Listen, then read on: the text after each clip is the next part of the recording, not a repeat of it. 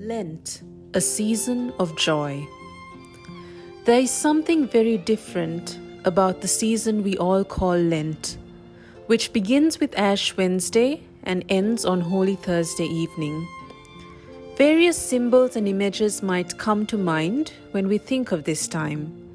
Ashes, penance, giving up something, purple vestments, fasting, and stations of the cross. The Gloria is omitted, and there are no joyful Alleluias to greet the Gospel. The setting is stark, flowers used sparingly, the music restrained, and greater use of silence. The word Lent comes from the Anglo-Saxon word Lenten, meaning springtime. This is because in the Northern Hemisphere, Easter is a springtime festival and Lent starts around the beginning of spring. Lent is certainly a period marked by seriousness, but it's also a time of joy.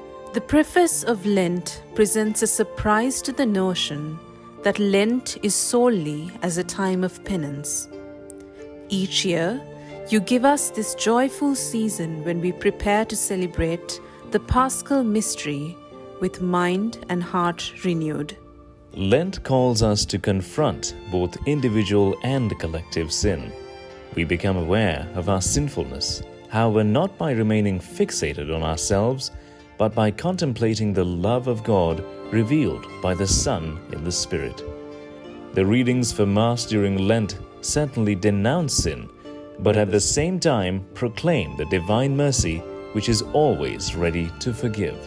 The call to conversion, which we hear again and again in the prayers and scriptures of Lent, is not intended to overwhelm us with guilt and fear. Rather, it's an invitation to stand tall once more as people of God who are loved and forgiven by God. The works of Lent, prayer, fasting, and almsgiving, don't have value in themselves, as the scriptures proclaimed on Ash Wednesday clearly remind us. The Christian practice of fasting and almsgiving is not an ascetical performance or some form of self-imposed penitential punishment, but aims at leading us to an interior conversion. Fasting at certain times helps us to keep or to rediscover mastery over our instincts. We fast in order to share our time and our treasure with an attitude of love towards God and others.